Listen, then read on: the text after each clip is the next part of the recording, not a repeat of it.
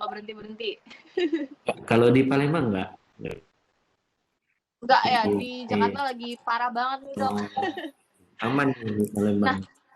aman-aman. Semoga dokter dan keluarga tentunya tetap dalam kondisi sehat selalu ya dok ya. Iya, sama-sama semua biar sehat selalu. Amin. Dan tentunya semua hadirin para bapak dan ibu hari ini juga selalu dalam keadaan sehat selalu walaupun tentunya kita tetap berada di saat ini ya, dan semoga pandemi COVID-19 ini cepat kelar ya dok ya. Ya, amin. Dengan sudah divaksin ya semua perlahan-lahan ya dengan kategori biar Betul, semua betul. mendapatkan kekebalan. Bener-bener. Tapi dok, kita ngomongin vaksinasi sendiri ya dok, dan COVID-19 sendiri kan kalau misalnya COVID-19 nih udah ada ya dok vaksinnya baru dan lagi digalakan juga sama pemerintah dan disebarkan secara cepat ya dok. Tapi dok ternyata dan para hadirin tentunya ya, ternyata banyak juga virus-virus lain yang nggak kalah parahnya dengan COVID-19. Nah, Ya, salah betul. satunya ini ya virus HPV yang menyebabkan si kanker serviks itu sendiri. Nah, mungkin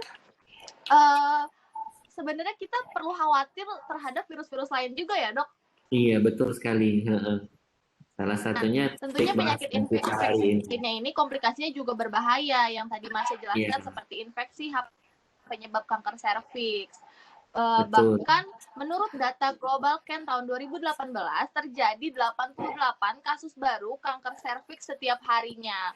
Dan Organisasi Kesehatan Dunia atau WHO telah merekomendasikan vaksin HPV sebagai pencegahan utama terkait HPV seperti itu, dan vaksin ini sendiri juga sudah lama ya dok. Oleh karena itu selama 1 jam ke depan nih kita akan bahas secara tuntas nih bagaimana pencegahan dari kanker serviks itu sendiri bersama Dr. Erik Cahyadi, spesialis OBGYN. Nah, selain itu jika ada yang ingin ditanyakan oleh hadirin Bapak dan Ibu sekalian, bisa langsung saja memasukkan pertanyaannya di kolom komentar yang telah disediakan. Nanti akan dibahas langsung oleh Marsha dan Dr. Erik di sesi diskusi tanya jawab setelah dokter melakukan presentasi ya dok ya. Siap, siap. Ya, Mbak Marsa. Siap. Nah, jadi saat ini Dr. Erik langsung bisa presentasi sambil dilakukan pertanyaannya juga bisa nanti kita bahas nanti langsung. Jadi biar nggak lupa sambil dokter presentasi bisa langsung memberikan pertanyaannya di kolom yang telah disediakan. Terima kasih sebelumnya dan sudah siap ya dok? Tentunya udah pada nggak sabar juga nih dok. Siap. Halo Dr. Erik. Iya, siap. Boleh mulai? Ya, boleh mulai sekarang? Halo. Iya, boleh mulai Mbak Marsha Halo sekarang? dok. Iya, halo. Halo. Iya, silakan dok. Boleh dimulai dok. Terima kasih dok. Oke, siap. Ya. Kan untuk memperkenalkan diri saya dulu, nama saya Dr. Erik Cahyadi, spesialis obstetri dan ginekologi. Saat ini saya bekerja di Rumah Sakit Caritas Palembang. Pertama saya mau mengucapkan terima kasih kepada seluruh pihak, panitia dan pihak sponsor yang tidak bisa saya sebutkan satu-satu karena telah menyediakan waktunya, menyediakan semua sehingga acara webinarnya dapat berlangsung dengan baik. Pertama-tama saya akan membahas slide pertama yang sebelum ini, Mbak. Oke, slide pertama ya. Seperti kita ketahui pada saat ini ya, semua orang sedang hot issue, hot topic adalah COVID-19. Jadi di mana COVID-19 ini ya tidak bisa kita pungkiri lah bahwa satu dunia itu sedang mengalami pandemi. Jadi di sisi lain bahwa kita juga seperti dibilang Mbak Marsha tadi, kita juga tidak bisa menganggap remeh salah satu kejadian yang lain, yaitu Februari ini, di mana launching acara ini seperti kita ketahui adalah acara World Cancer Day, di mana di 4 Februari 2021 kemarin yang memperingati Hari Kanker Sedunia, di mana kita diajak kembali untuk mengingatkan, untuk campaign bahwa kita harus bisa melawan kanker. Jadi kita bekerja sama untuk menekan angka kejadian kanker. Dari slide ini, yang pertama kita baca lihat bahwa adalah lindungi dirimu dan orang yang kamu cintai dari kanker serviks dan penyakit HPV lainnya hari ini. Kenapa kita pilih topik ini? Karena kita tahu bahwa pertama secara umum kanker ini masih merupakan penyebab kematian terbanyak nomor 4 di dunia. Di samping yang pertama hipertensi, diabetes mellitus, gagal ginjal. Yang kanker serviks ini juga termasuk kategori 4 terbanyak untuk kanker di satu dunia, di mana kanker pertama paru-paru, kanker hati, kanker payudara, dan kanker serviks. Jadi kita anggap remeh. Dan dia terutama akan disebabkan oleh penyakit infeksi namanya HPV. Dan untuk kabar baiknya bahwa kanker serviks ini bisa kita cegah. Kanker serviks ini adalah salah satunya kanker yang bisa kita cegah mata rantainya. Jadi seorang wanita itu tidak langsung dia terkena kanker serviks itu sendiri. Jadi ada suatu proses dan prosesnya itu cukup lama. Dan proses itu bisa kita stop. Jadi dari situ itulah kenapa kita pilih topik kanker serviks pada diskusi kita hari ini. Oke, dari slide ini dapat kita lihat bahwa slide ini menggambarkan bahwa kanker serviks itu dapat terjadi pada siapa saja. Dapat terjadi dari pasangan, dewasa, ataupun dia sudah termasuk usia lanjut nanti. Dan di sini dapat kita lihat bahwa ada gambar anak kecil bahwa vaksin yang nanti akan kita berikan ini dia dapat diberikan kepada laki-laki dan perempuan pada saat dia masih usia 9 tahun. Diberikan vaksin nantinya, dan itu akan saya bahas di slide berikutnya. Next. Selanjutnya Mbak Marsha. Halo Mbak Marsha. Iya dok, Ya. ini lagi diganti slide-nya sama operator. Sebentar ya dok.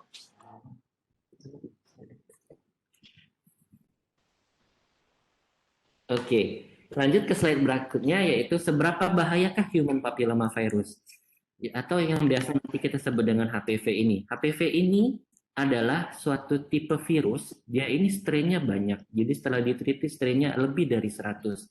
Jadi HPV ini dapat menyebabkan berbagai macam kanker dan penyakit terkait HPV lainnya. Jadi HPV ini sangat mudah bertransmisi. Jadi dia kalau kita cari dia easily contact, skin to skin contact. Seseorang dari paparan kulit, baik itu seksual ataupun non seksual, itu bisa menularkan tipe HPV. Nah, kita tidak tahu nih kita akan mendapatkan tipe HPV yang strain yang mana. Jadi secara garis besar HPV itu dari 100 itu nanti dia akan dikategorikan. Jadi dia dikategori menjadi 2 kategori utama. Yang pertama adalah tipe HPV yang kita sebut high risk. High risk ini dia resiko tinggi atau kita sebut dengan tipe yang onkogenik. Jadi secara garis besar dia terbagi menjadi tipe nomor 16, 18. Itu secara 2 yang paling general akan menyebabkan kanker serviks. Di samping lain juga ada 31, 33, 35, 39 dan sebagainya. Kemudian penggolongan tipe yang kedua adalah tipe yang low risk, yaitu tipe yang non-kanker serviks. Yaitu yang secara general paling sering adalah tipe 6 dan tipe 11. Dua tipe ini juga nanti ada tipe 42, 43, dan lain-lain. Itu yang tipe HPV low risk untuk terjadinya kutil kelamin, atau biasa kita sebut dengan genital wart. Itu terjadinya sekitar kurang lebih 54% pada laki-laki dan 46% pada perempuan. Di sini dapat kita lihat bahwa virus HPV ini dapat menginfeksi baik laki-laki maupun perempuan. Nah, tinggal tergantung letak posisinya dia menginfeksi di mana. Kalau di sekitar mulut kita bisa sebut dengan oropharyngeal cancer. Jadi mulai dari saluran mulut sampai ke dalam tenggorokan. Kalau pada laki-laki dia juga bisa menjadi kanker penis. Sedangkan pada wanita dia bisa menjadi kutil kelamin, kutil vulva dan vaginal dan cervical cancer. Jadi genitalia, alat kelamin wanita, sampai dengan cancer di bagian anus. Jadi dapat kita ketahui bahwa ya HPV ini termasuk cukup mengerikan apabila kita terkena yang tipe high risk. Oke, Mbak, next.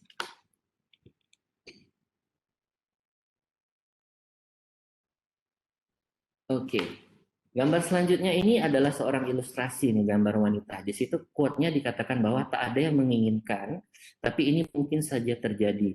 Kita sulit membayangkan kalau kanker serviks dan penyakit HPV lainnya dapat terjadi pada kita.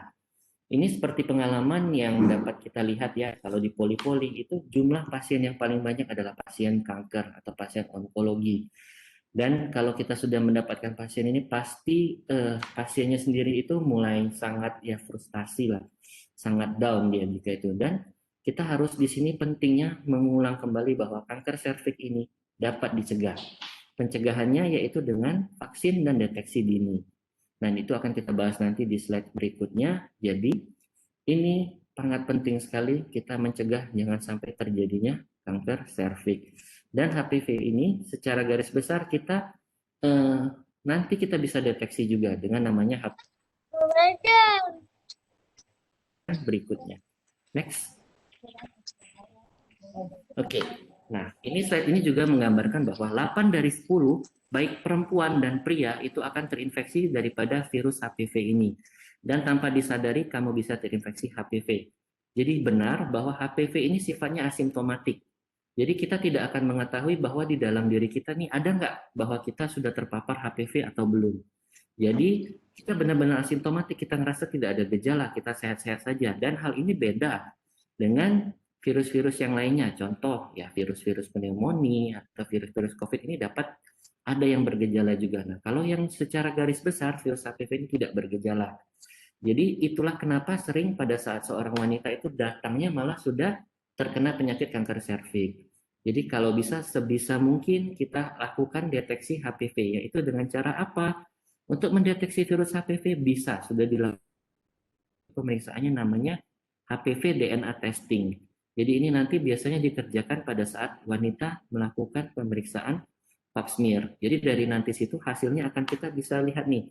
Kita bahwa kita ini ada HPV yang tipe berapa. Di situ bisa dikatakan nanti dikategorikan lagi apakah kita termasuk terkena HPV yang high risk atau yang low risk, resiko rendah. Jadi dari situ jika kita sudah terkena virus HPV, kita bisa diberikan vaksinasi untuk mencegah komplikasi atau sequelae terburuk daripada gejala kanker serviks. Next.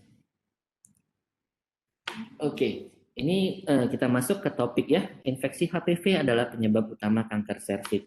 Pada gambaran bagian kanan ini ini ada namanya anatomi. Anatomi ini genitalia interna ya. Jadi kita bisa lihat ini adalah namanya kandungan atau kita sebut rahim atau uterus yang di bagian tengah ini.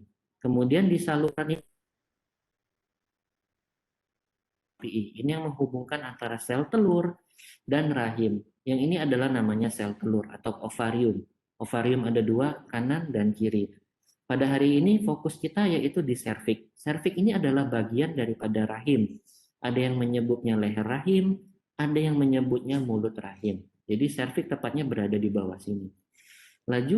Kita lanjut kemudian, apakah itu kanker serviks? Kanker serviks ini adalah kanker pada bagian serviks atau leher rahim atau mulut rahim, yaitu bagian yang menghubungkan rahim dan vagina. Jadi tepatnya di sini. Dan di sini serviks ini kita tidak bisa melihat secara langsung. Jadi serviks harus diperiksa melalui pemeriksaan in speculum. Jadi pada pasien itu posisinya nanti litotomi baru kita bisa melihat gambaran mulut rahim. Nanti gambaran mulut rahim ini nanti akan saya jelaskan lagi di belakang. Untuk pertama dari kanker serviks ini saya coba deskripsikan yang pada stadium awal dia hampirlah tidak bergejala. Jadi keluhan yang paling sering itu dirasakan biasanya ada 5. Yang pertama keputihan. Keputihannya mulai dari bisa berbau, bau gatal, dan warna. Warna mulai dari putih, putihnya bisa sampai benar-benar cair atau sampai kehijauan. Kemudian dia juga mengeluh pendarahan. Pendarahan ini bisa banyak. Pendarahannya bisa dikeluhkan kalau dia masih stadium-stadium awal, biasa keluhannya pendarahan pasca senggama atau pasca koitus. Jadi kita patut curiga jika ada seseorang wanita mengeluh, kok kenapa saya habis berhubungan itu sering berdarah. Jadi itu salah satu gejala yang patut kita curigai. Ada juga jika pada usia lanjut, ya dia tidak berhubungan lagi, tiba-tiba dia bisa berdarah. Kemudian yang ketiga, dia biasanya nyeri pinggang atau nyeri panggul. Itu salah satu gejala khas juga, jadi wajib dilakukan. Kemudian nih, jika penyakitnya sudah berat, keluhannya yaitu dia mulai adanya timbul gangguan berkemih atau gangguan buang air kecil. Nah, jadi sering pada pasien ini datang ini pada stadium lanjut, dia ketahuannya malah bukan ke dokter obgyn, dia ke dokter penyakit dalam. Jadi dia biasanya mengeluhkan, kok urin saya sedikit. Nah, jadi di situ pada saat dilakukan pemeriksaan ginjal, ginjalnya bengkak. Itu biasanya diakibatkan sumbatan di daerah serviks. Oke, untuk faktor resiko daripada kanker serviks ini banyak ya. Yang pertama, itu dikatakan secara teori bahwa berhubungan usia muda. Jadi semakin muda seorang wanita, dan pria berhubungan, maka wanita tersebut sangat rentan terkena kanker serviks. Kemudian faktor risiko kedua yaitu sering gonta-ganti pasangan. Jadi itu sangat tidak diperbolehkan. Kemudian yang ketiga, adanya juga ya terkena penyakit menular seksual. Itu jelas sangat rentan untuk terkena daripada infeksi HPV. Kemudian yang kelima, apabila penggunaan obat-obatan yang menekan daya tahan tubuh. Oke, next. Ya, baik. Ini epidemiologi lagi ya, data. Faktanya setiap jam 2 perempuan meninggal karena kanker serviks di Indonesia. Dikatakan juga bahwa 88 kasus baru kanker serviks terjadi setiap hari. Dan 50 perempuan meninggal setiap hari karena kanker serviks. Dan dia adalah nomor 1 dengan kasus jumlah kanker serviks terbanyak di Asia Tenggara. Ini data yang kita dapatkan. Seperti kata Mbak Marsha tadi juga dikatakan bahwa data di dunia secara global 2018 itu estimasi angka kejadian kanker serviks ini sangat tinggi. Jadi sekitar 570.000. Dan yang perlu digarisbawahi angka kematiannya juga tinggi, 311.000 wanita yang sudah terdiagnosa kanker serviks ini meninggal. Pada Amerika Serikat ditemukan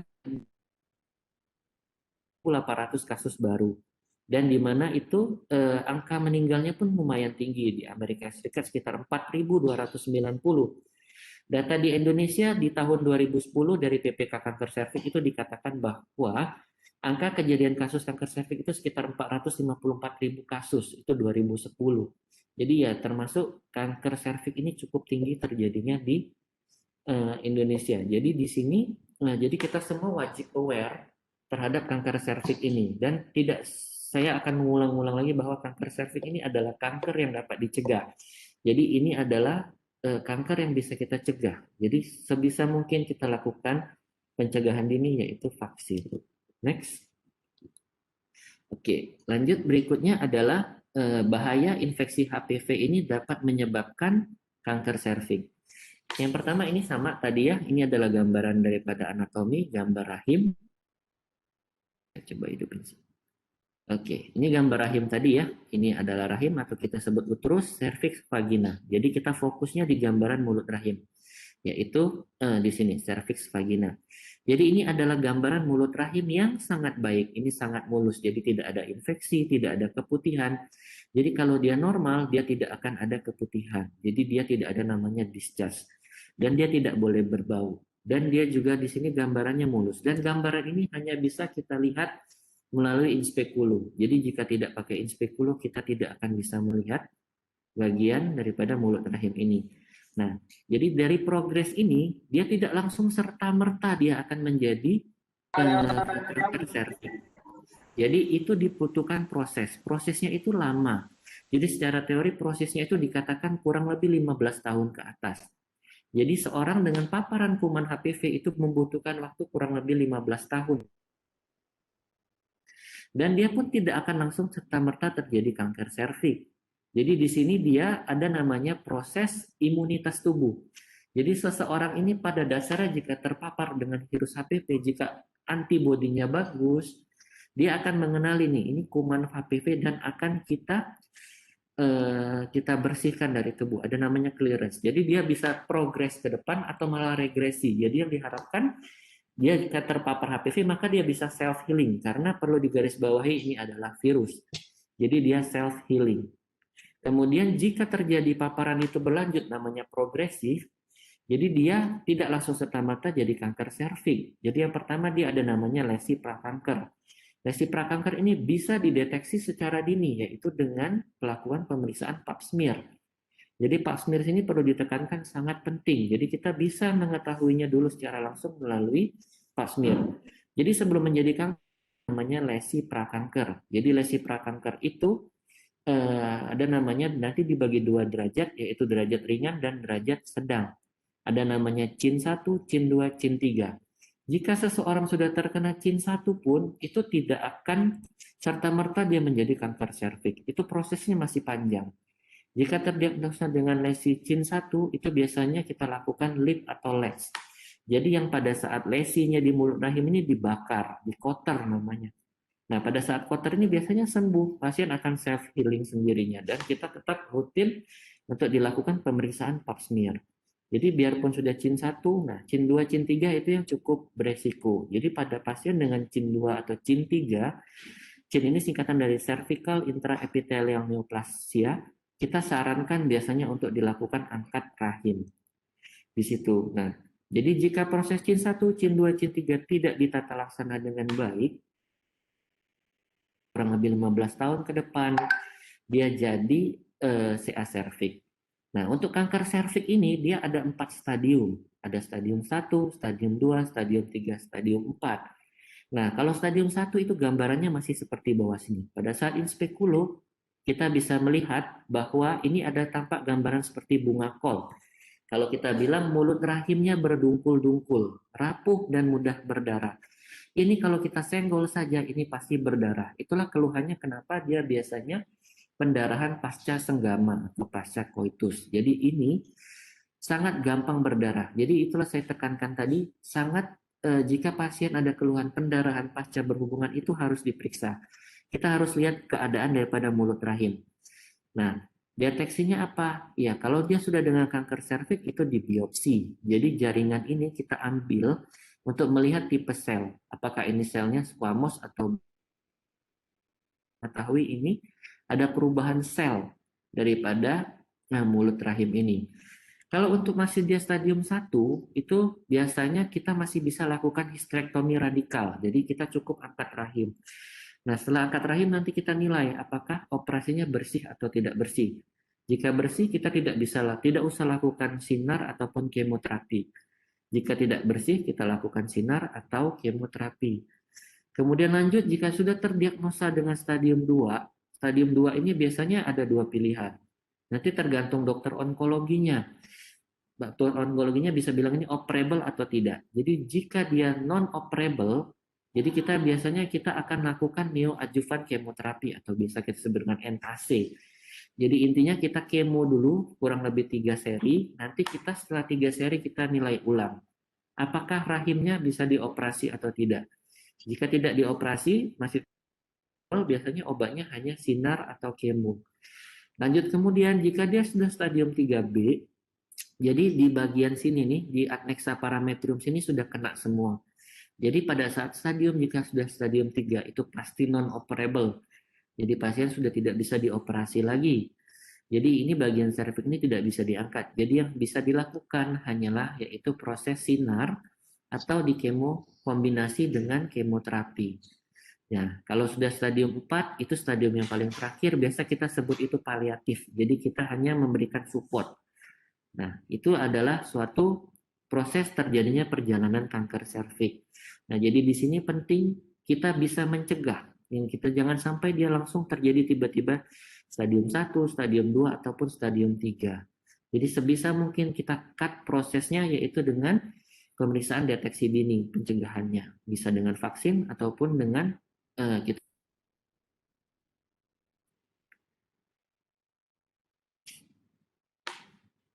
Oke, di sini dampak bahwa kanker serviks ini paling banyak mengenai perempuan usia 36 sampai 55 tahun. Di sini dapat kita lihat diagram batang bahwa ini memang terbukti bahwa dari setiap tahun cenderung itu pasti terkenanya di usia 36 sampai 55 tahun. Hal ini mengapa? Karena seperti yang saya sudah bilang tadi, prosesnya itu berlangsung tidak serta-merta terjadi serviks. Jadi itu membutuhkan prosesnya kurang lebih 15 tahun. Jadi itu proses yang cukup lama. Jadi pasti dia dapatnya di usia kurang lebih 36 sampai 55 tahun. Jadi jika di flashback 36 potong 15 jadi sekitar ya kurang lebih sesuai dia berhubungan di usia 21 tahun.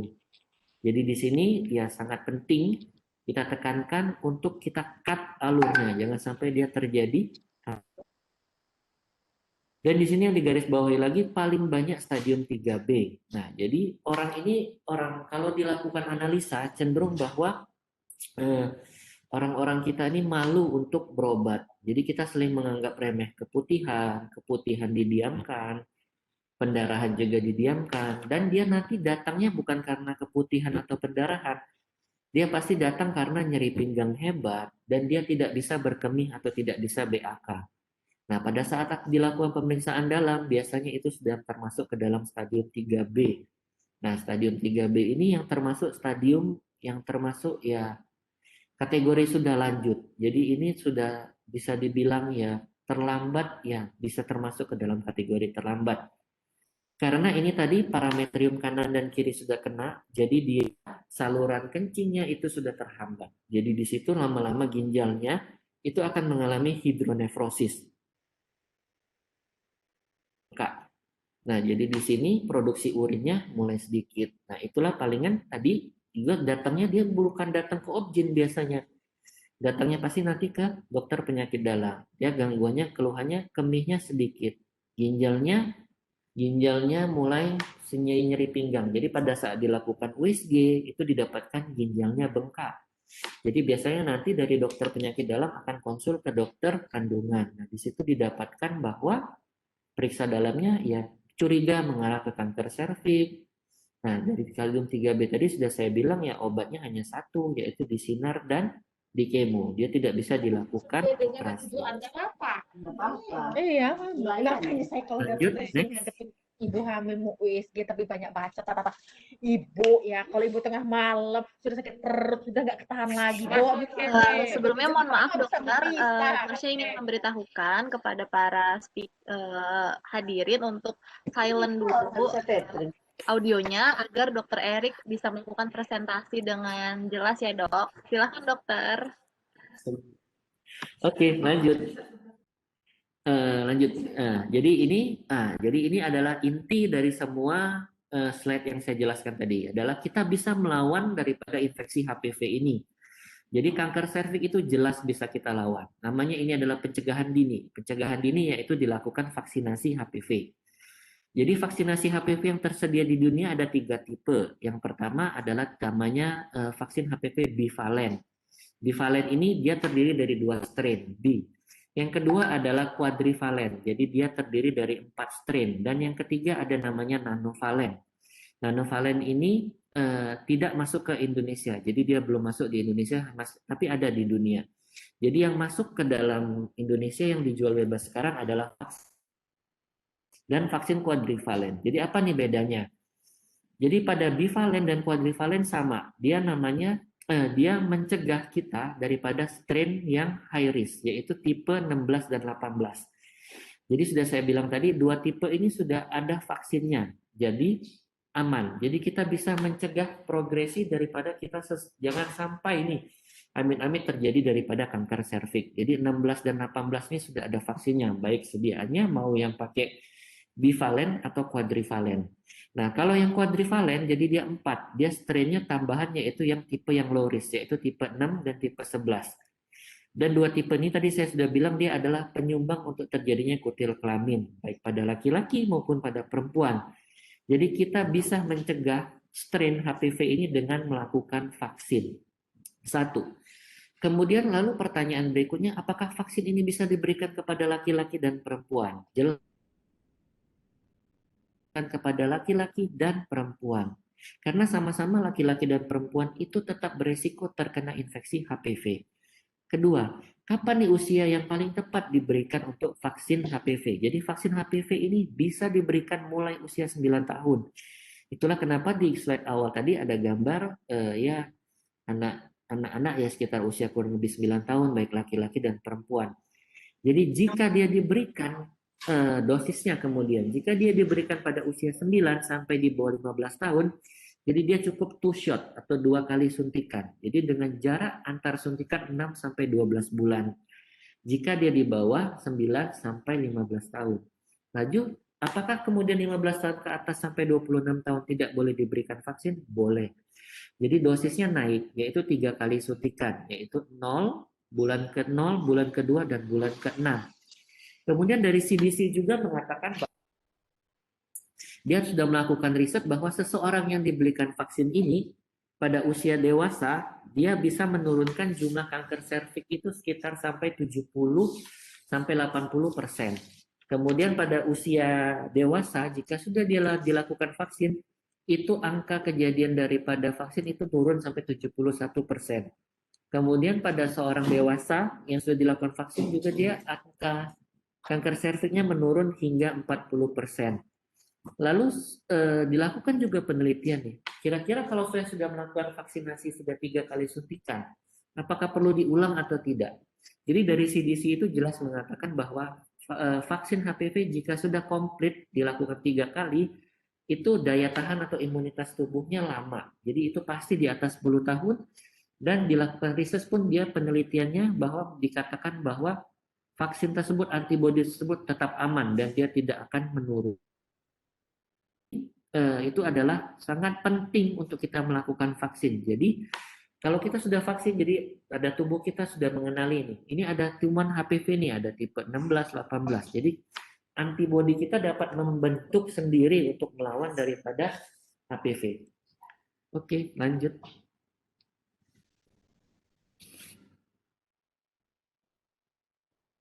Oke, kemudian lanjut yang kedua. Tadi pencegahan primer, yang ini adalah namanya pencegahan sekunder, yaitu deteksi dini. Yaitu deteksi dini adalah kunci daripada semua slide ini juga. Jadi deteksi dini, ada 4 sebenarnya deteksi dini yang dapat kita lakukan. Yang pertama pap smear, yang kedua IVA test, yang ketiga HPV DNA testing, yang keempat kolposkopi. Nah, jadi deteksi dini adalah screening yang saya bilang tadi bahwa kita tidak mungkin dari terpapar kuman HPV langsung tiba-tiba kanker serviks, tidak. Jadi apa deteksi dininya, yaitu sudah dilakukan dan bisa dilakukan dimanapun. Di puskesmas bisa, di dokter umum bisa, ataupun mau di dokter spesialis obstetrik dan ginekologi. Jadi seperti kita ketahui pap smear, nanti pasien akan posisi seperti litotomi atau mau melahirkan. Jadi nanti yang kita akan amati adalah gambaran mulut rahim tadi yang di sini. Jadi mulut rahim ini kita akan amati pertama, karena kita tahu di mulut rahim ini banyak sel. Selnya ada 2, yaitu sel squamous dan sel kolumner. Jadi di sini ada namanya nanti zona SSK atau zona squamo-columnar junction. Nah, jadi perubahan yang diamati kanker serviks itu hanya kecil di daerah sekitar di mulut rahim ini. Nah, jadi nanti pemeriksaan pap smear ini kita akan melakukan ambilan pulasan. Jadi kita akan mengambil ambil sel di ektoservik di luar dan di dalam ini. Ini namanya endoservik. Nah, jadi kita akan melakukan ambil sampelnya, yaitu di ektoservik dan di endoservik. Lalu nanti akan diletakkan cairan tersebut, pulasan tersebut di dek gelas, lalu diperiksa. Kemudian juga ada, itu namanya pap smear yang konvensional. Nah, nama yang sekarang terbaru juga ada namanya pap smear dengan metode LBC atau liquid based cytology. Jadi nanti itu prinsipnya sama, tidak ada yang berbeda dengan pap smear konvensional. Jadi bedanya, kalau dengan pap smear yang terbaru sekarang menggunakan LBC, jadi itu kita cukup mengambil pulasan sama di ektoservik sama di endoservik ini. Cuma kita tidak melakukan pemulasan di dek gelas. Jadi kita cukup masukkan ke dalam sediaan cairan yang sudah ada. Jadi dia di situ sudah ada cairannya. Jadi hasil sampel itu tinggal dimasukkan ke dalam cairan tersebut. Keuntungannya apa? Pada saat kita pengambilan, jadi itu tidak ada. Jadi kita meminimalisir pembuangan sel-sel yang kita tidak melakukan lagi pulasan di dalam dek gelas. Jadi langsung masuk ke dalam cairan itu. Diharapkan nanti sel-sel ini tidak ada yang terbuang. Itu untuk pap smear. Kemudian syarat pap smear sendiri ada 3. Secara garis besar, yang pertama dia tidak sedang men. Yang kedua dia tidak habis berhubungan kurang lebih 2-3 hari. Yang ketiga dia tidak boleh menggunakan obat-obatan supos vagina. Tidak boleh memasukkan cairan apapun atau obat-obatan ke vagina. Kemudian lanjut ke pemeriksaan kedua adalah namanya IVA test.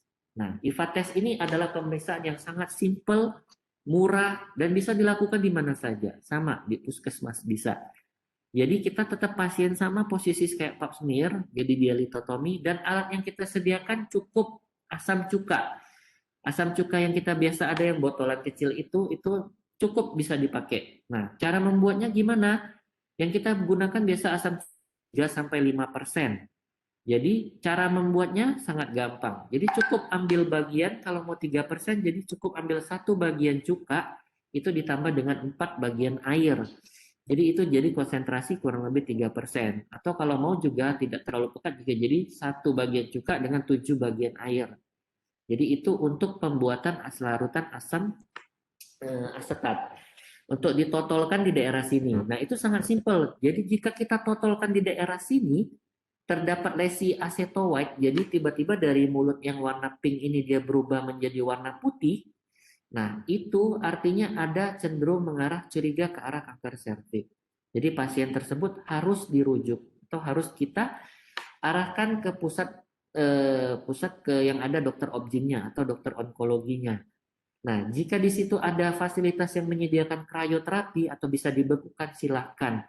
Jadi bisa langsung dilakukan krioterapi jika curiga HIV positif. Kalau seandainya tidak yakin, ya boleh saja dirujuk. Kenapa cairan tersebut bisa terjadi lesi aceto white? Nah, jadi sering menjadi pertanyaan, kenapa nih tiba-tiba di daerah sini pada saat ditotal asam asetat bisa putih? Jadi itu dikarenakan perubahan sel. Jadi sel-sel tersebut yang di dalam sini, kalau pada asam cuka itu osmolaritasnya tinggi. Jadi pada saat kita totolkan di sini, jadi sel-sel tersebut cairannya keluar. Jadi dia akhirnya mengakibatkan terjadi kolaps dan dia akan memantulkan cahaya. Jadi dia memberikan warna putih. Itu untuk bagian IVA. Jadi IVA ini sangat simpel dan bisa dilakukan di mana saja. Kemudian yang ketiga, pemeriksaan lanjutan ada namanya HPV DNA testing. Ini yang cukup, ya, ini yang baik lah. Jadi kita bisa bilang tadi bahwa kuman HPV itu sifatnya asimptomatik. Jadi kita tidak tahu kita ada HPV atau tidak. Jadi caranya bagaimana kita mengetahui bahwa di dalam tubuh kita ada HPV apa tidak, kita lakukan HPV DNA testing. Jadi pada wanita kita lakukan HPV DNA testing, prinsipnya sama seperti pap smear dan IVA. Jadi nanti tadi kita lakukan, cuma kita pemeriksaannya namanya DNA testing. Jadi kita masukkan ke dalam LBC tadi, cairan LBC tadi yang liquid based cytology. Jadi di situ nanti dimasukkan ke dalam mesin PCR. Jadi di situ dia akan mendeteksi nih, kita ada tipe strain yang mana. Apakah strain yang low risk atau strain yang high risk. Jadi jika kita sudah mendapatkan hasil nih HPV DNA testing, kita ada terpapar virus HPV. Jadi apa yang harus kita lakukan? Yang pertama jangan panik. Selama hasil pap smear-nya baik tidak apa-apa. Jadi kita cukup lakukan vaksin dan tetap dilakukan screening berkala. Dan juga dikatakan dari jurnal dan panduan HOGI, berapa kali nih kita harus lakukan pap smear maupun usia 21 sampai 29 tahun. Jadi kita cukup lakukan pap smear itu 3 tahun 1 kali. Jadi per 3 tahun kita lakukan pap smear jika usia 21 sampai 29 tahun. Dengan catatan bahwa hasil pap smear-nya normal terus. Kemudian pada usia 30 sampai 65 tahun ada namanya co-testing. Jadi pemeriksaan 2 dilakukan. Jadi yang pertama pap smear setiap 3 tahun sekali dan DNA testingnya itu setiap 5 tahun sekali. Jadi itu jika pada usia 30 sampai 65 tahun. Jika usia kita sudah 66 tahun ke atas, nah itu kita namanya hasil pemeriksaan sebelumnya itu baik semua, kita boleh discharge atau kita boleh discontinue. Jadi pemeriksaannya sudah boleh di stop. Nah itu untuk pemeriksaan DNA testing. Jadi yang untuk keempat yang terakhir adalah kolposkopi.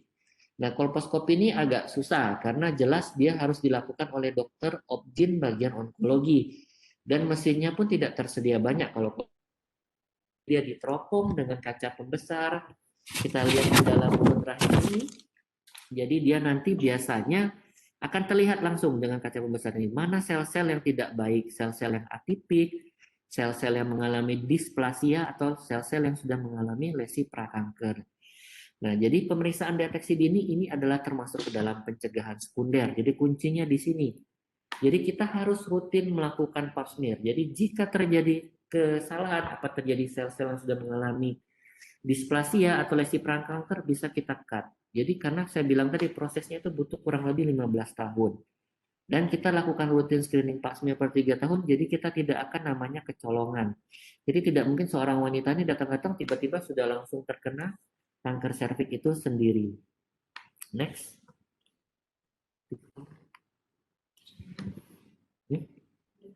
Oke, yang terakhir adalah cegah infeksi HPV. Mengobati jauh lebih mahal daripada mencegah. Jadi di sini banyak kalimat yang dapat kita penggal. Jadi intinya yaitu cegah infeksi HPV sekarang yaitu dengan pencegahan primer yaitu vaksin yang sudah saya bilang tadi. Pencegahan sekundernya yaitu dilakukan pap smear, IVA test, dan HPV DNA testing. Dan di sini perlu digarisbawahi bahwa mengobati jauh lebih mahal. Karena pada dasarnya kita tetap utamakan pencegahan. Kalau sudah kata-kata mengobati ini artinya kita sudah menderita penyakit. Dan ini sangat cost-nya sangat tinggi, baik itu sinar ataupun kemoterapi. Daripada mencegah dengan melakukan vaksinasi HPV dan deteksi dini secara rutin. Oke, next.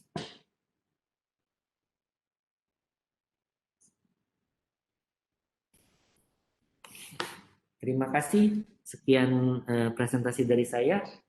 Apakah ada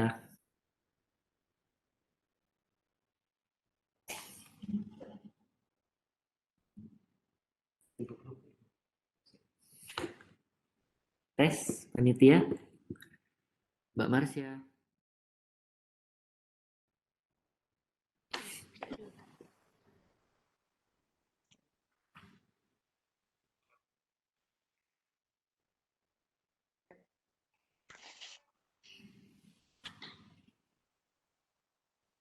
Halo dokter, Ya, tampaknya Marsha terputus. Tunggu sebentar dokter. Sebenarnya udah ada beberapa pertanyaan yang masuk dokter. Mungkin saya coba. Oke, itu dia sudah terhubung kembali. Sebentar. halo Mbak Marsya. Oh iya, masih terputus sepertinya.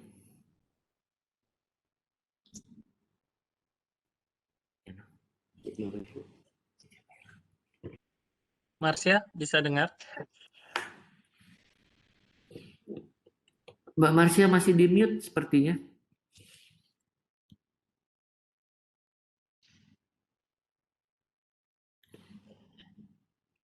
Iya.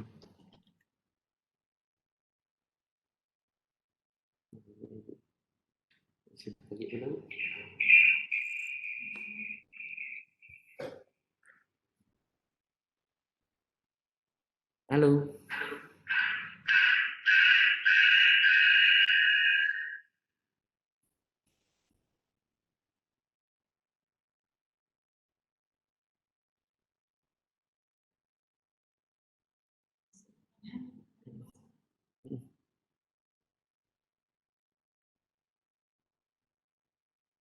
Halo. Ya.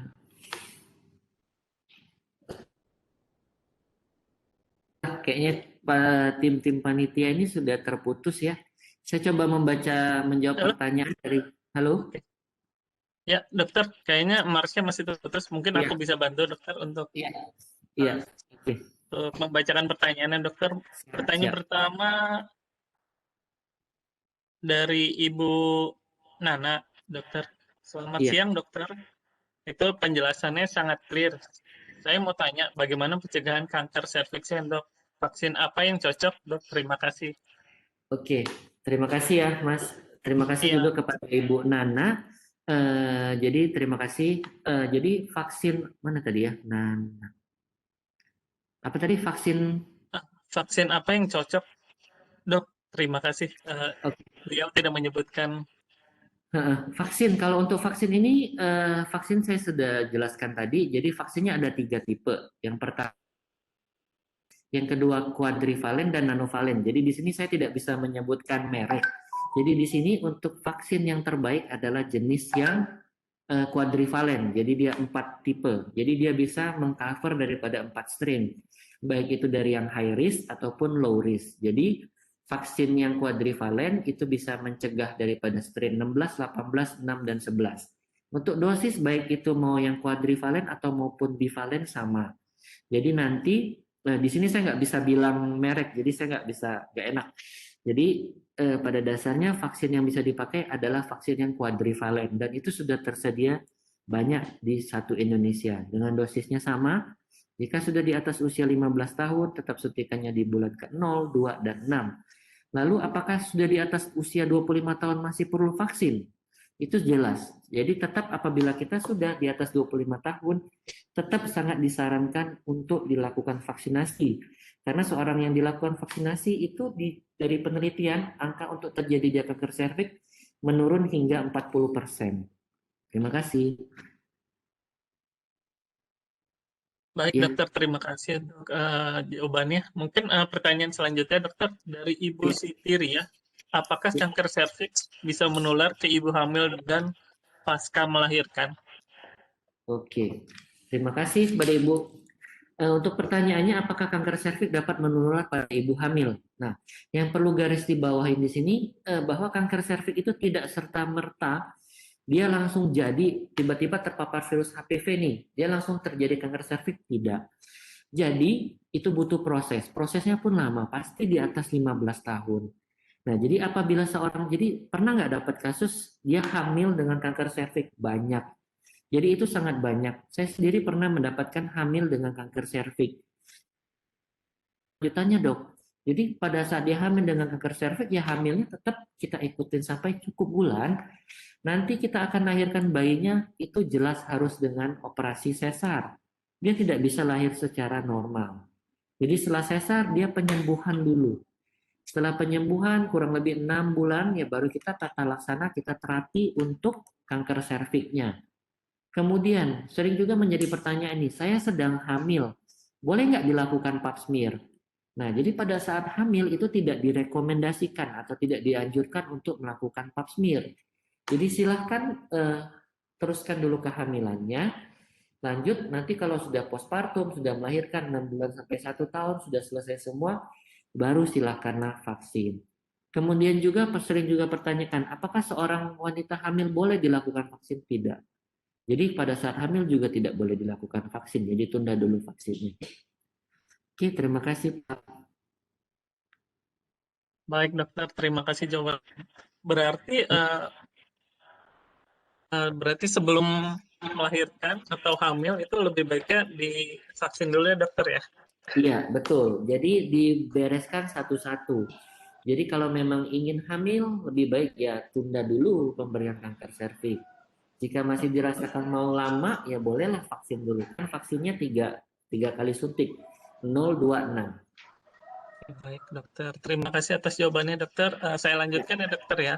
Ya, siap. Dari pertanyaan dari Ibu Sri Kandi Cahyo, sejak umur berapa wanita disarankan untuk pap smear dok? Oke, Terima kasih. terima kasih kepada Ibu Sri Kandi. Kapan nih seorang wanita disarankan pap smear? Jadi syarat yang pertama itu jelas apabila pasangan tersebut sudah menikah ataupun sudah pernah berhubungan seksual, itu wajib dilakukan pap smear. Jadi dilakukan, jadi kalimatnya pap smear-nya secara berkala.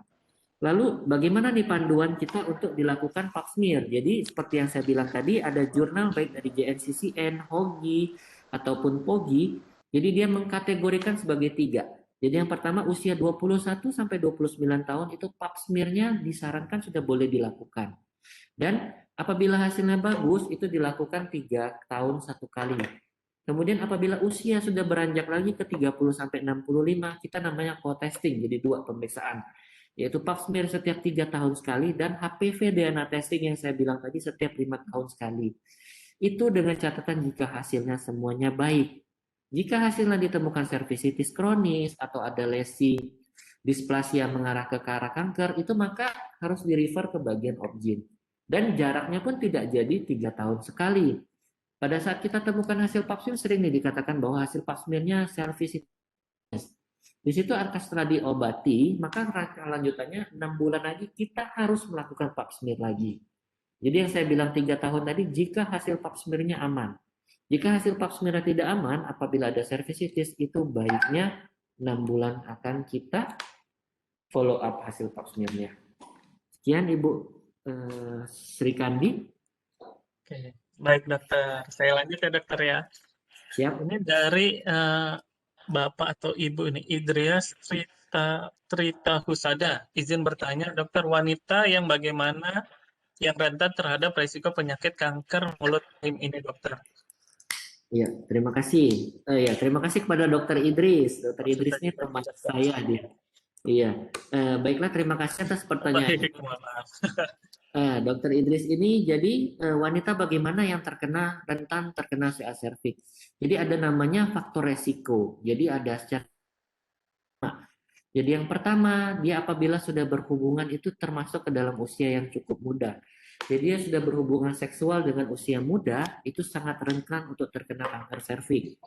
Yang kedua, ya seperti kita ketahui itu tidak baik apabila kita sering bergonta-ganti pasangan.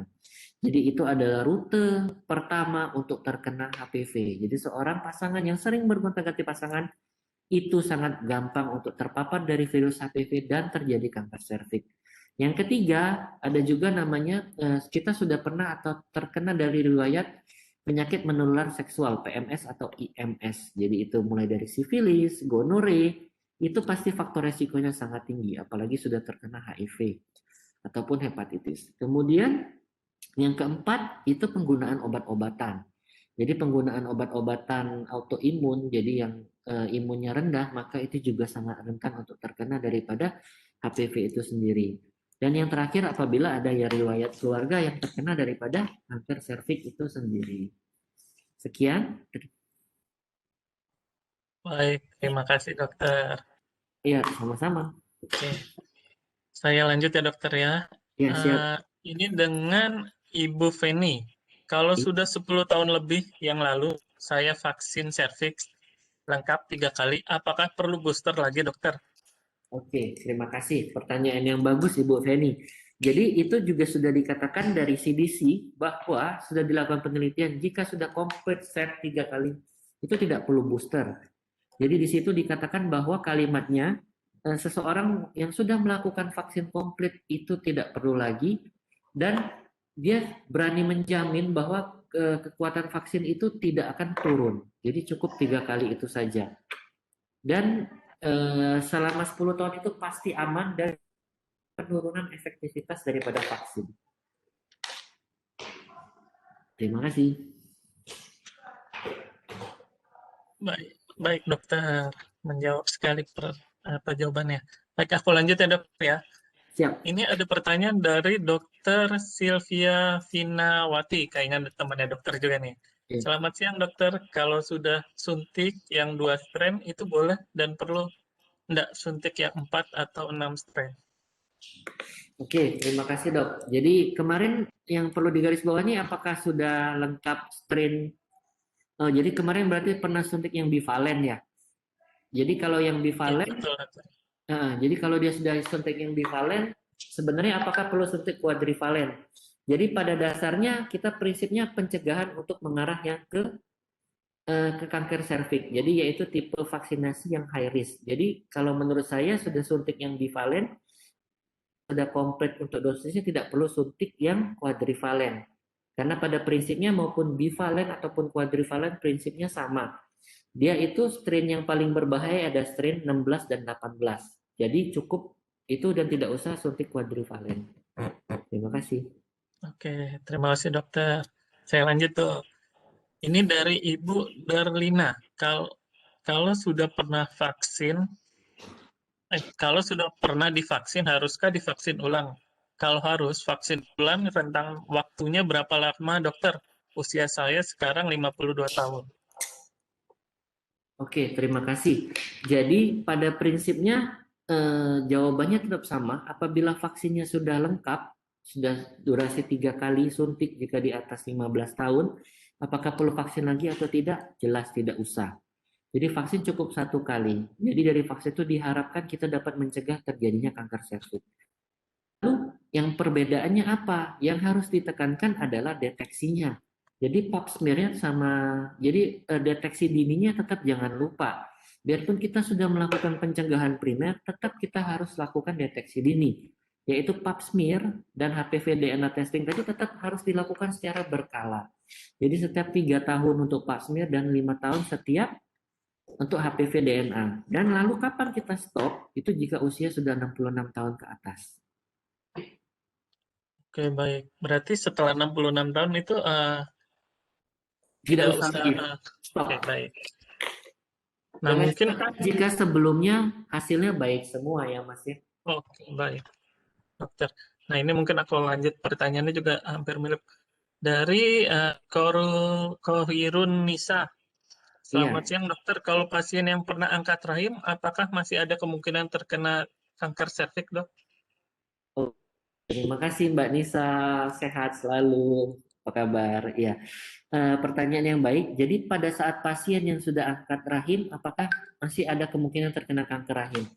Jadi angkat rahim di sini perlu digarisbawahi Angkat rahim ini sebenarnya secara garis besar ada dua tipe, ada namanya hysterektomi total atau subtotal.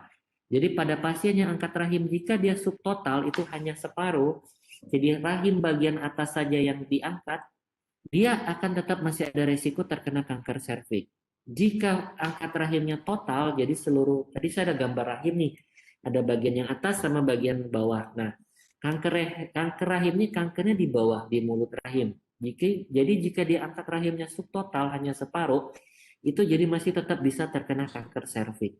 Jadi tetap harus rutin dilakukan pap smear. Jika angkat rahimnya total, jadi diangkat seluruh rahim sama mulut rahimnya, itu tidak bisa lagi terkena kanker serviks. Oke, Mbak. Baik, dokter. Wah, ini ada pertanyaan lagi nih, dokter. Banyak juga yang bertanya nih, dokter. Antusias sekali Ya. audiensnya, dokter. Siap, Mungkin siap. ini pertanyaannya dari Trisma Manulu.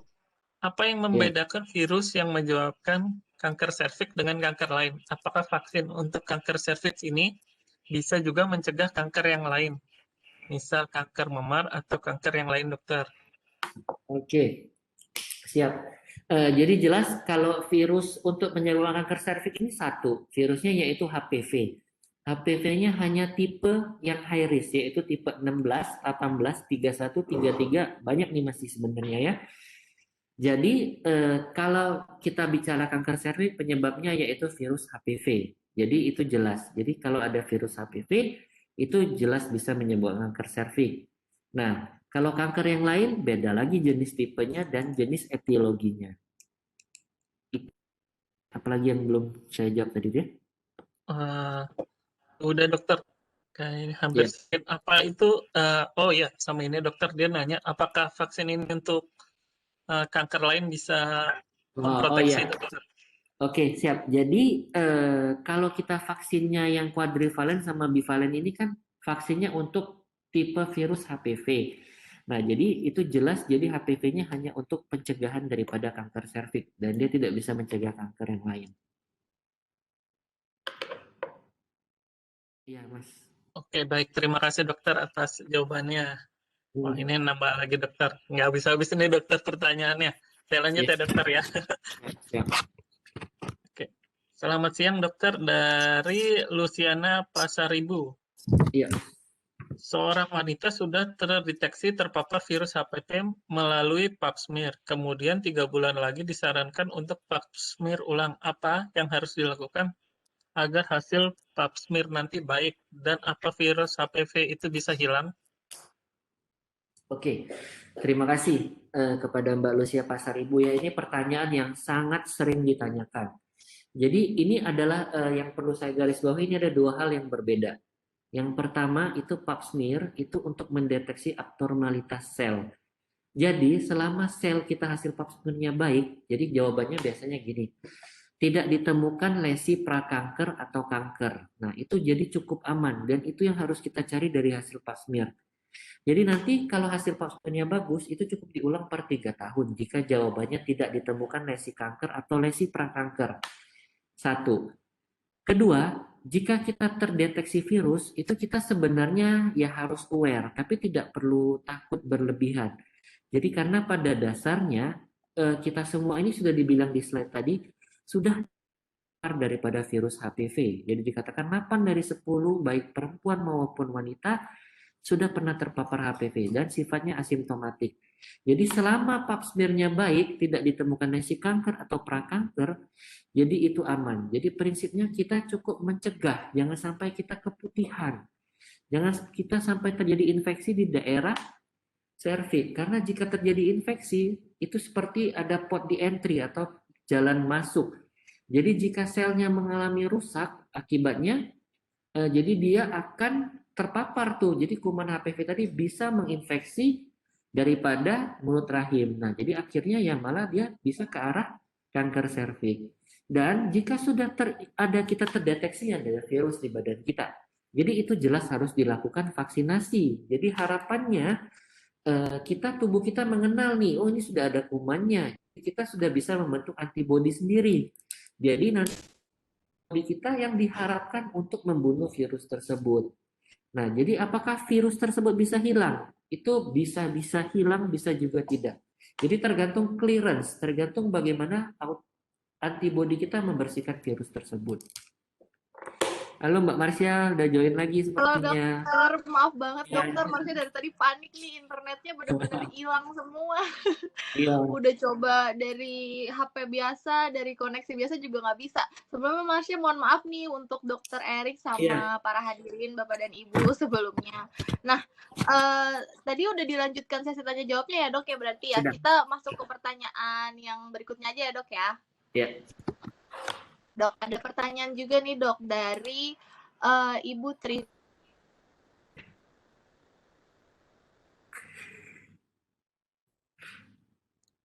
Mungkin karena hujan gangguan ini. Ya. Mungkin aku Ya. lanjutkan lagi dokter ya. Mohon maaf sekali Siap. lagi nih buat ibu-ibu, bapak-bapak. Ini ada pertanyaan dari Ibu Trisnawati. Siang dok, saya mau bertanya apabila seseorang yang sudah terkena kanker serviks, apakah bisa langsung disuntik vaksin HPV ini dokter? Oke, terima kasih. Jadi pada saat ibu apabila sudah terkena kanker serviks, maka tidak dianjurkan lagi untuk suntik kanker serviks. Jadi jika dia sudah terinfeksi daripada sudah terdiagnosa kanker serviks, maka itu akan diklasifikasi nih dia termasuk ke stadium berapa. Jadi dia langsung ditata laksana. Jadi tidak lagi disuntik kanker serviks, vaksin kanker serviks.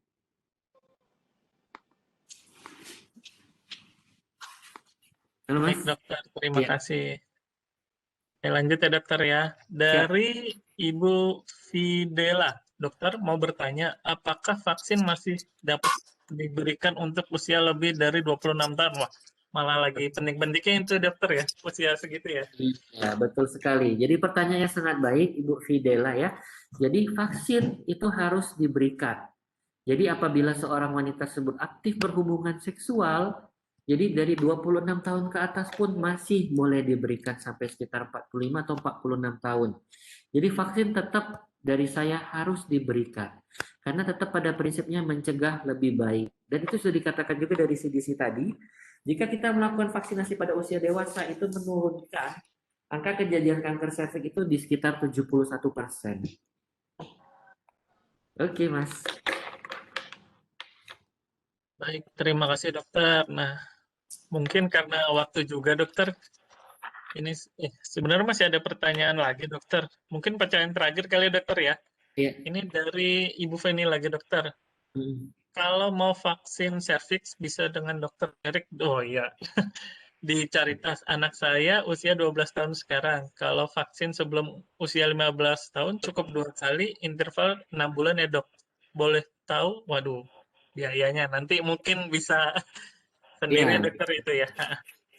Jadi mungkin, soalnya saya sudah lupa 10 tahun yang lalu berapa biaya. Mungkin nanti itu dijawabkan nanti aja dokter ya, di sesi. Ya, oke, baik dokter. Nah, Ya, terima kasih kepada Ibu Feni. Ini ya dilakukan di Caritas. Mau dengan saya bisa, boleh. Jadi nanti ada poliimunisasi, itu nanti di bagian untuk pemberian vaksin. Jadi disarankan pemberian vaksinnya ya jelas yang quadrivalent. Jadi dia mengcover 4 strain, dan untuk pas usia 12 tahun jadi jelas. Jadi jika di bawah 15 tahun suntikannya cukup 2 kali, 2 shot. Jadi dengan jarak suntikan 0, suntikan yang kedua 6 sampai 12 bulan. Jadi suntiknya cukup 2 kali. Kalau untuk biaya nanti mungkin akan di follow up untuk dari bagian marketing. Karena saya tidak enak jawabnya di sini. Ya itu aja, Bu Feni, Mas. terima kasih dokter. Yuk. Ternyata masih ada lagi dokter yang bertanya. Terakhir kali ini ya dokter ya, mohon maaf. Iya. Selamat siang dokter, izin bertanya. Jadi seorang wajib pasmir terlebih dahulu ya dokter, tidak bisa langsung vaksin. Oke. Dan jarak atau jangka waktu berapa lama setelah pasmir dokter untuk wanita yang sudah menikah? Terima kasih Oke. dokter. Jadi pada prinsipnya sebenarnya bukan pap smear itu untuk menghalangi seseorang melakukan vaksin, tidak. Jadi seperti saya bilang tadi, vaksin itu merupakan pencegahan primer, pap smear itu merupakan pencegahan sekunder. Jadi yang sudah berhubungan memang jelas kita pasti sarankan untuk kita pap smear dulu. Biar kenapa? Jadi kita tahu nih keadaan daripada mulut rahim aman atau tidak. Jadi jika aman baru disarankan untuk pap smear. Nah, disarankan untuk vaksin. Jadi kita nih sebenarnya lebih sekedar kita ingin tahu nih bahwa pasien ini mulut rahimnya bagus atau tidak. Karena jika pada saat pasien tersebut sudah terkena kanker serviks, maka sebenarnya pemberian vaksin pun tidak ada gunanya. Jadi di situ istilahnya sudah terlambat. Nah, jadi jika dia pap smear-nya baik, ya silahkan untuk dilakukan vaksin. Jadi prinsipnya itu tetap jalannya berbarengan, bukan harus saling tunggu. Oke. Baik, terima kasih Dokter Erik. Ya ampun. Maaf nih sekali lagi nih dok. Nah, berhubung waktunya juga udah habis nih dok, tapi memang pertanyaan yang masuk ternyata banyak banget ya dok, antusias dari para hadirin Bapak dan Ibu di hari ini. Dan terima kasih sekali lagi atas presentasi dan sesi diskusi tanya jawab yang sangat luar biasa dari Dokter Erik. Terima kasih banyak ya dok. Ya siap Mbak Marsha, sama-sama. Terima kasih juga kepada para hadirin, Bapak dan Ibu yang telah meluangkan waktunya dan juga memberikan pertanyaan yang luar biasa sehingga di sini kita bisa saling sharing ilmu. Dan tapi sebelum kita menutup acara kita hari ini, akan ada video lagi untuk segera ditayangkan.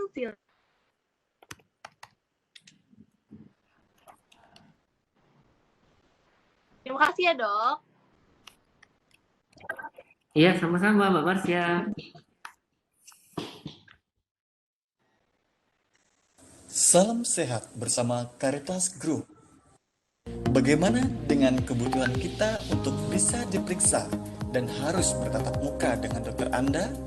Jangan khawatir, Anda tetap bisa bertatap muka dengan dokter Anda dengan aman dan nyaman di Caritas Group. Karena kami sudah sangat memikirkan kebersihan lingkungan dan keamanan bagi pasien, pengunjung, dan petugas kami. Dengan cara semua pasien dan petugas yang masuk ke area rumah sakit dilakukan screening 2 lapis dengan pemeriksaan suhu tubuh, apakah ada batuk dan pilek. Kemudian semua pasien dan petugas yang masuk area rumah sakit wajib menggunakan masker. Semua pasien dan petugas yang masuk area rumah sakit wajib cuci tangan sebelum masuk ke rumah sakit. Dan telah disediakan pula hand sanitizer di 1000 titik lokasi area di rumah sakit. Dan kami pula telah menerapkan physical distancing, jaga jarak lebih aman. Kemudian, tempat-tempat umum seperti lift, handle pintu, dan ruang-ruang tunggu lainnya, kami lakukan disinfektan 30 menit sekali. Ketika Anda berada di IGD, jangan takut karena kami telah memisahkan IGD pasien umum dengan IGD pasien yang kita curigai COVID-19. Begitu juga dengan ruang rawat inap. Anda jangan khawatir karena kami pun sudah memisahkan ruang rawat inap pasien umum dengan ruang rawat inap khusus pasien yang kita curigai COVID-19. Begitu pula dengan seluruh petugas kami. Dilakukan pemeriksaan rapid test secara berkala untuk menjaga keamanan dan kesehatan serta mencegah penularan COVID-19 di Caritas Group. Pasca pasien pulang dari rawat inap, maka ruang tersebut disterilisasikan dengan cairan disinfektan khusus membunuh virus dan bakteri, sehingga pasien yang akan menempati ruang tersebut akan menjadi aman dan nyaman. Nah, bagaimana dengan poliklinik rawat jalan kita? Jangan khawatir pula, selain kita screening 2 lapis, standar menggunakan masker dan cuci tangan, kita pula telah memisahkan poliklinik pasien curiga COVID-19 terpisah dengan poliklinik lainnya. Demikianlah standar kebersihan dan keamanan Caritas Group memutus rantai penularan COVID-19. Petugas aman, pasien dan pengunjung aman, masyarakat sehat. Salam bebas COVID.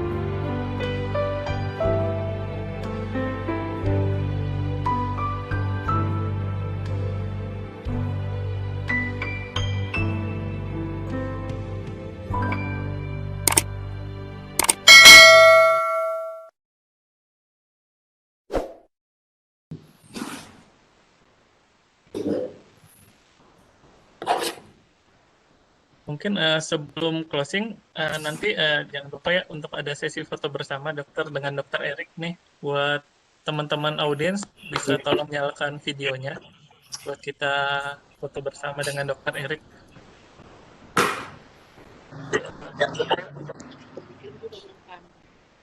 Bisa deh. Katanya suruh foto bersama katanya dengan itu, dengan dokter Erik. Mana caranya mereka itu? Ngerti. Suruh apa? Hidupkan videonya, sudah hidupkan ini kan?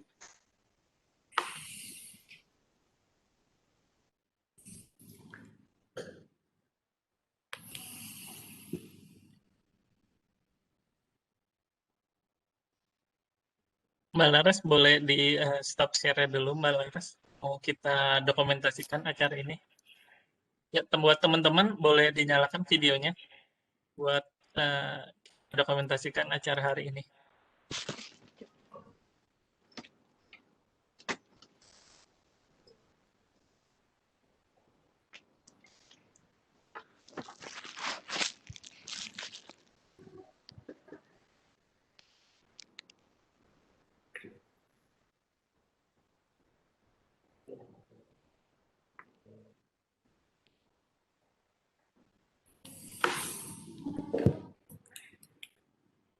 Sudah semua teman-teman?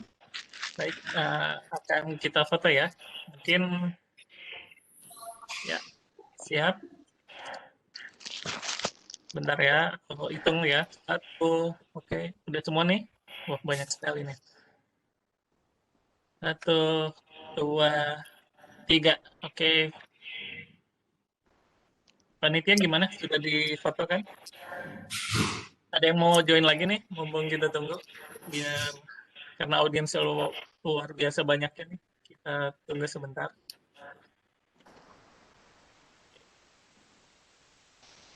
Oke. Oke, siap ya. Jempolnya Dokter Erik. Biar kita foto, siap. Saya hitung ya. 1, 2, 3. Oke. Terima kasih banyak semuanya, Dokter Erik. Terima kasih banyak juga untuk Ya, presentasi sama-sama. dan Terima waktunya. kasih. Terima Ya, kasih izin. teman-teman sudah hadir acara hari ini. Ya. Terima kasih banyak semuanya. Terima kasih banyak Dokter Terima Erik. kasih Dokter Erik. Ya, izin lift ya. Terima kasih dokter. Ya, baik Terima dokter. kasih dokter. Dokter, terima kasih dokter. Terima kasih dokter. Terima kasih dokter.